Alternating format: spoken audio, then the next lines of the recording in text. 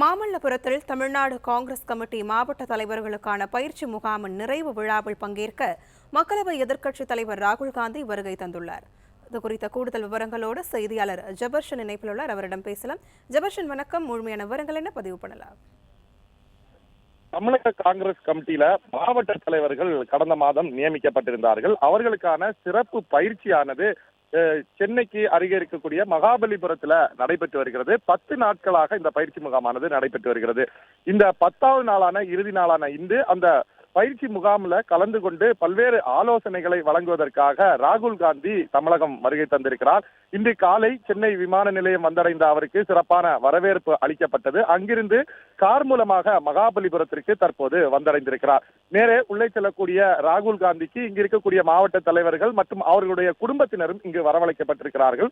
அவர்களும் சேர்ந்து உற்சாக வரவேற்பானது அளிக்கப்பட்டிருக்கிறது. தொடர்ச்சியாக மாவட்ட தலைவர்கள் கூட்டத்தில் ராகுல் காந்தி பேசியிருக்கிறார்.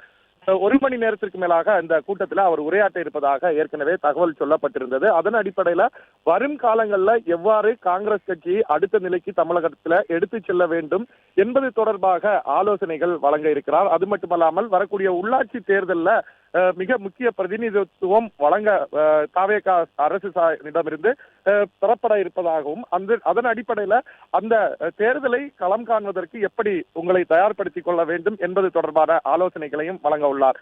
அது மட்டுமல்லாமல் மாவட்ட தலைவர்கள் குடும்பத்தினரோடு அவர் புகைப்படம் எடுத்துக்கொள்ளவும் நேரம் ஒதுக்கப்பட்டிருக்கிறது.